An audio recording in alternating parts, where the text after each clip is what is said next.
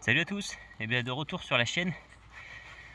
Donc aujourd'hui on va parler d'une machette.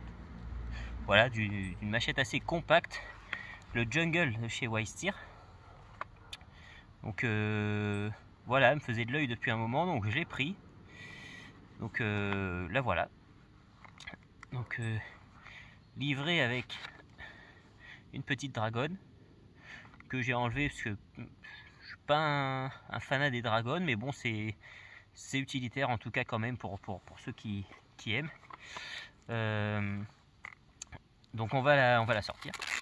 Hein, tac. Donc ici un scratch sur l'étui, un velcro, une pression ici, un petit morceau de Kydex, mais on verra ça après dans l'étui. Et voilà la bête, la Jungle de chez Wistir. Donc on est sur une petite machette couteau de camp compacte de 37,5 cm au total. Voilà. On a une lame de 22,8 cm. On est sur un acier en N690 cobalt.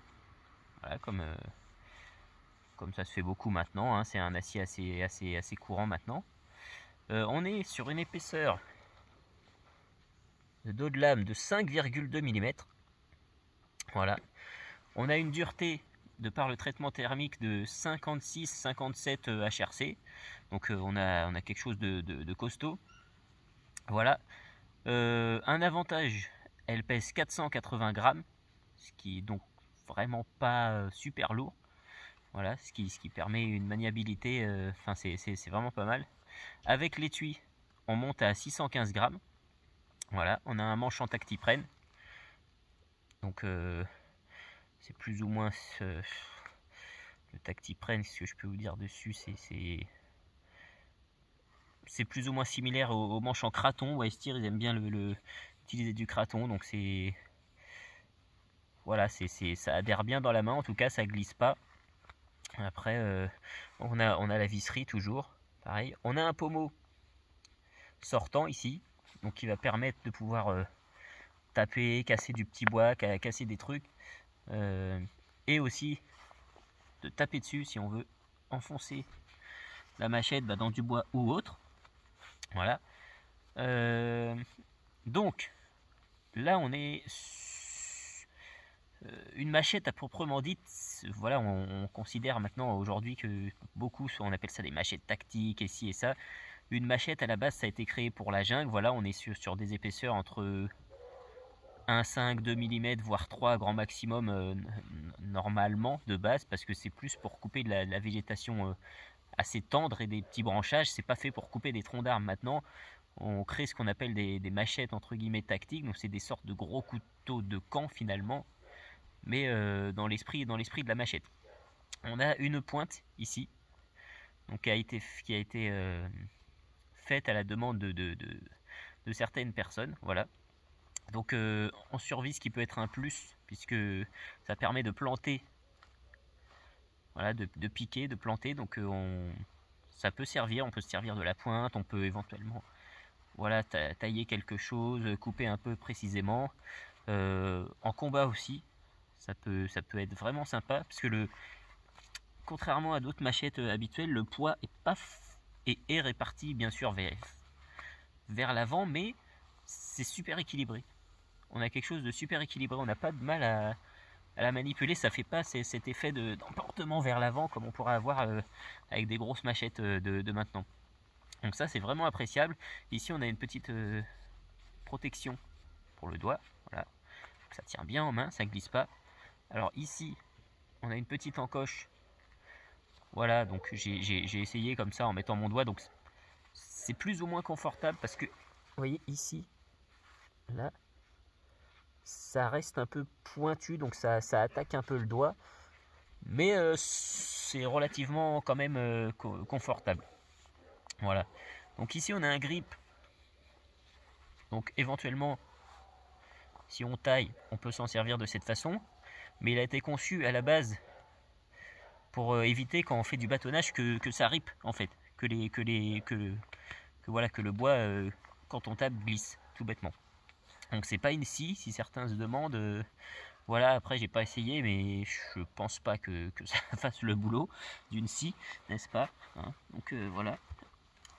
On va prendre un petit bout de bois, on va bâtonner un peu une bûche là, voir ce que ça donne, hein. Voilà. On va même d'ailleurs, j'avais pris un petit support, mais on va la bâtonner, c'était pour qu'on voit un peu mieux. Donc on est sur une bonne section, hein, quand même. Voilà, c'est de la bûche déjà fendue, hein, donc c'est pas très compliqué à refendre. Donc on va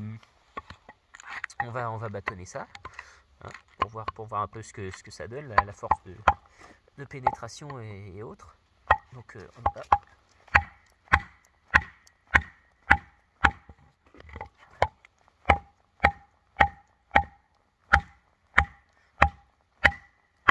donc ça pénètre bien dans le bois, les encoches font leur boulot, voilà, vraiment pas de problème, ça ouvre bien le bois en deux.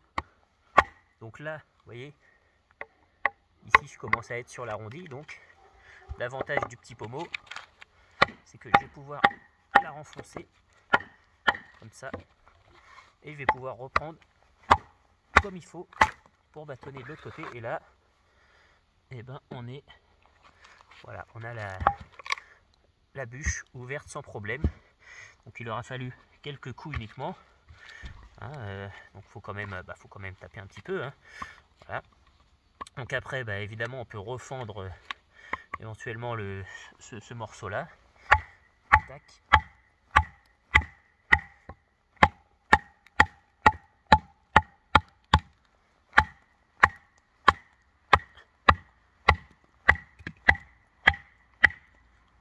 Hop. Tac, donc là on la sort. Voilà. On va essayer dans l'autre sens. Et ça devrait y aller sans problème. Voilà, ça ne demande pas beaucoup d'effort. Il faut taper un petit peu quand même, bien sûr. Donc on a, voilà, hein, ce qui reste de la bûche. Donc pour le bâtonnage, ça le fera sans problème de par l'épaisseur. Et ici on voit que ça a bien fait le boulot, ça a bien retenu. Si vous bâtonnez avec, je vous conseille quand même de pas prendre des bûches non plus trop énormes. Déjà c'était une bonne section, ça, parce que voilà, faut que vous ayez de la place pour taper ici quand même, et ici, parce que quand on arrive ici, bon ça a tendance forcément à riper, voilà, hein. Donc la pointe, c'est assez intéressant, ça permet on peut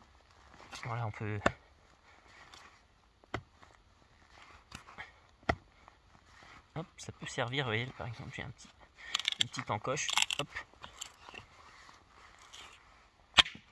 tac, voilà, ça permet de se faufiler un peu dans des petits endroits déjà existants, et voilà, on peut faire levier, enfin c'est du costaud, hein, puis le test de la pointe, c'est toujours utile de le faire, voilà. Donc après, ça a un bon pouvoir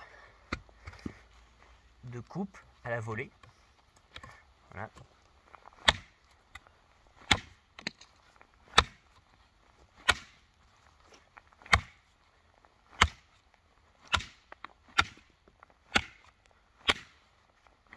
Hop. Voilà, pareil, il n'a pas fallu super longtemps, hein, ça a été assez rapide, ça rentre bien, on va voir là, ça rentre bien, la force de pénétration est vraiment pas mal. On va voir au premier coup comment ça rentre. Et en un coup pas trop fort, je dirais, ça rentre, mais je pense que sur des sections comme ça, si c'est du bois pas trop dur, en 2-3 coups, si on tape vraiment bien, on peut avoir quelque chose de tranché, quoi. Donc voilà, là ça fait des belles belles entailles. Donc ça c'est top. Voilà, donc au niveau de la coupe à la volée, on l'a bien en main, ça tient bien. Si vous préférez la dragonne, vous la rajoutez. Donc on est vraiment, la maniabilité est vraiment, il n'y a pas de problème quoi. C'est vraiment agréable, c'est léger, c'est voilà.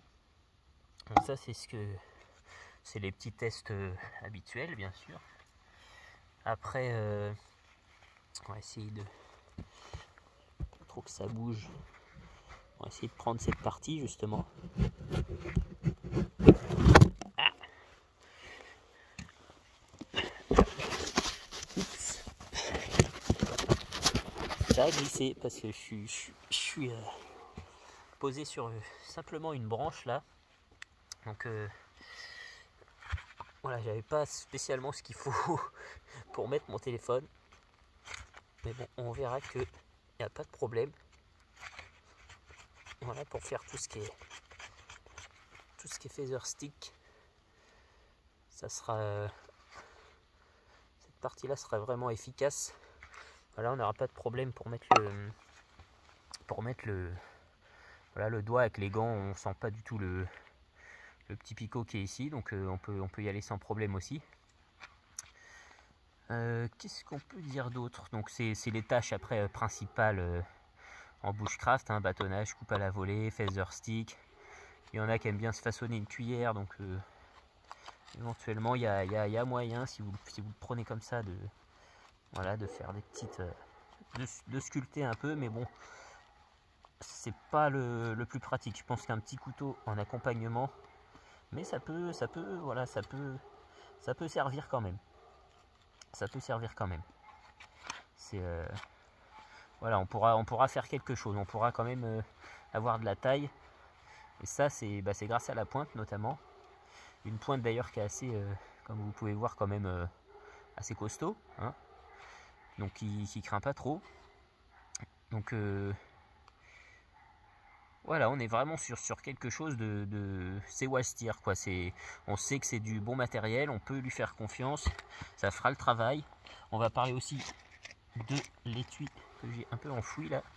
Donc étui en nylon basique avec un petit morceau à l'intérieur de Kydex pour éviter que la lame tranche le nylon bien sûr. Donc on a un petit velcro en haut ici, voilà, une pression ici pour refermer. Donc ça se rentre très très simplement. Voilà. Hop. Une fois que c'est fermé, et voilà, ça bougera pas. Donc certains critiquent parfois les étuis Wastir parce que c'est vrai que c'est pas les plus jolis. C'est pas le nylon, ça plaît pas à tout le monde, mais c'est assez fonctionnel. Faut pas oublier que Wastir fait des couteaux pour tout ce qui est l'armée et tout ça, donc ils ont une demande avec un réel besoin derrière, et si ces étuis sont proposés, c'est que ça convient aux forces d'intervention qui les utilisent. Ça permet aussi un emport quand même minimal, c'est très fin, ça prend pas de place, c'est assez modulable malgré tout. Ici on a un petit passant en ceinture là, voilà, pour hop. Donc ça c'est cool. Voilà, après il y a toujours moyen de bidouiller les étuis comme ça, si vous voulez l'attacher avec de la corde, des trucs comme ça. Enfin c'est assez c'est pas infaisable, voilà. Donc voilà ce qu'on pouvait voir, tester un peu, et il faudrait la tester en forêt ou sur du branchage. Voilà. Voilà ce que je pouvais vous dire sur la jungle de chez Wastir. Donc vraiment agréable en main, vraiment maniable, multi-usage. 210 € le prix, donc ça reste quand même assez élevé. Moi je l'ai acheté pendant le Black Friday, j'en ai profité. Du coup je l'ai eu à 185 €, voilà. Mais un bon achat pour, voilà, on peut s'en servir dans le jardin, on peut s'en servir en forêt, on peut s'en servir un petit peu partout. Si vous croisez un ou deux zombies, ah, je rigole, on peut aussi s'en servir. Enfin, voilà pour ce que j'avais à vous dire sur le jungle de chez Wildsteer et j'enlève mon gant pour vous dire au revoir. Salut à tous, merci.